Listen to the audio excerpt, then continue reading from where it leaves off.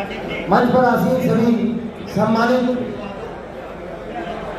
मंच सदस्यगण और मेरी मातृशक्ति और साथियों, ये अग्रवाल चेतना मंच भाई संजय गांधी जी की देन है।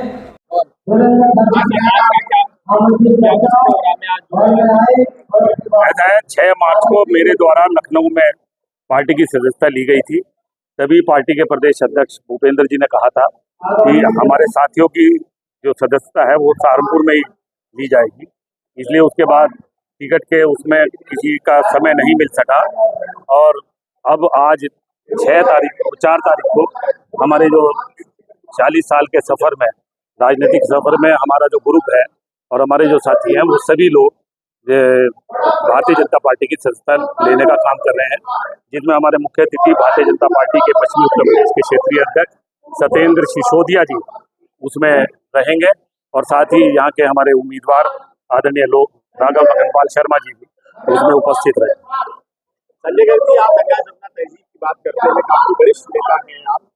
बीजेपी अभी आपने हाल ही में ज्वाइन की है और भाजपा को आप ज्वाइन भी कराने को बुला रहे हैं, क्या पैरामीटर्स है बीजेपी को ज्वाइन करने के? फिलहाल देखिए, जो हमने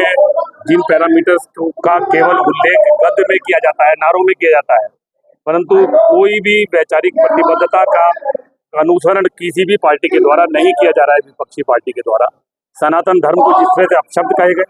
भगवान राम सबके आराध्य देव हैं, उनके बारे में जिस तरह के अपशब्द इस्तेमाल किए गए और किसी भी पार्टी के, हमारी पार्टी के राष्ट्रीय अध्यक्ष जी ने उनको कंडम करने का काम नहीं किया। उसी के साथ साथ मेरा हमेशा से दलितों की, पिछड़ों की, अल्पसंख्यकों के अधिकारों की और आदिवासियों के अधिकारों की लड़ाई हमने प्रमुखता के साथ लड़ने का काम किया। परंतु उस सब के बावजूद व्यवहारिक अमली जामा जब पहनाने की बात आती है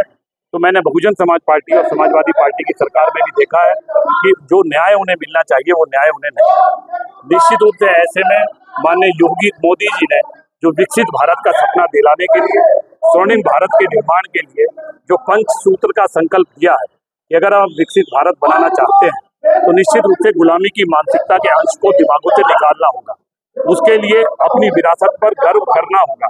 उसके लिए विभिन्नता में एकता करते हुए एकता और एकजुटता के आधार पर आगे बढ़ने का काम करना होगा। इन्हीं सूत्र से प्रभावित होकर हम सब ने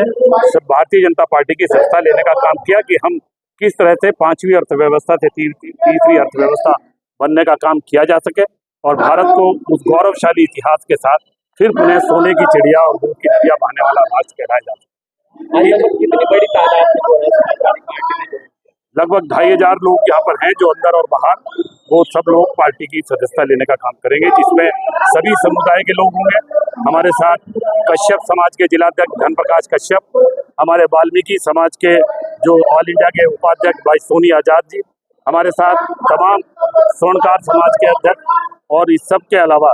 अलग अलग जातियों के हमारे साथ चार्टर्ड अकाउंटेंट एसोसिएशन के अध्यक्ष लाभ गर्ग जी और तमाम साथी यहाँ पर बहुजन समाज पार्टी के लंबे समय तक मेहट विधानसभा के अध्यक्ष बबलू कुमार जी, वो भी अपने साथियों के साथ यहाँ सदस्यता ले रहे हैं। लगभग 1 दर्जन प्रधान हमारे साथ यहाँ सदस्यता ले रहे हैं। जिला पंचायत के 2 बार सदस्य रहे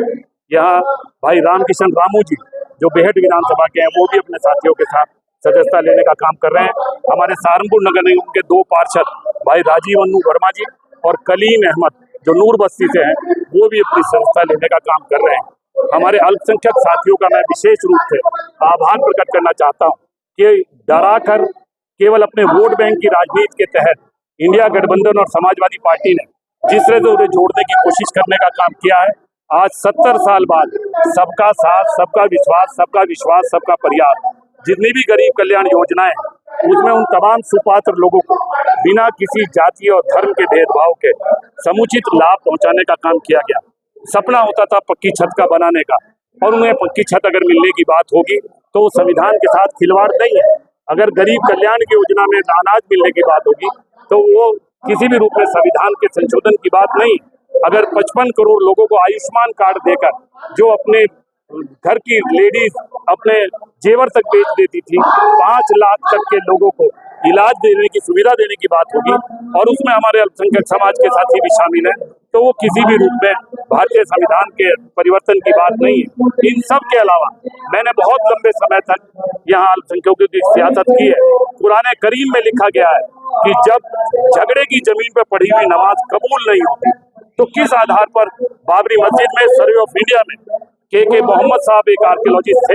और उन्होंने सर्वे में जब अवशेष मंदिर के मिले तो उनका खुद का इंटरव्यू है जिसमें उन्होंने शहाबुद्दीन साहब से कहा कि आप ये जमीन गिफ्ट कर दें तो ये दूरियां जो पैदा हुई हैं दूरियां पैदा ना हो, पर उस सब के बावजूद दोबारा खुदाई हुई और उसमें और ज्यादा अवशेष मिलने का काम हुआ। हमारे नेता रशीद साहब ने भी कहा था आपसी सहमति या कोर्ट के जरिए अगर फैसला हो, परंतु उसे आते आते कितनी देर लगी। निश्चित रूप से इन तमाम भावनाओं को दिमाग में रखते हुए अल्पसंख्यक समाज के भी भारी तादाद में लोगों के दिमागों में परिवर्तन आया है और वो राष्ट्र के निर्माण की मुख्य धारा में अपना योगदान देना चाहते हैं।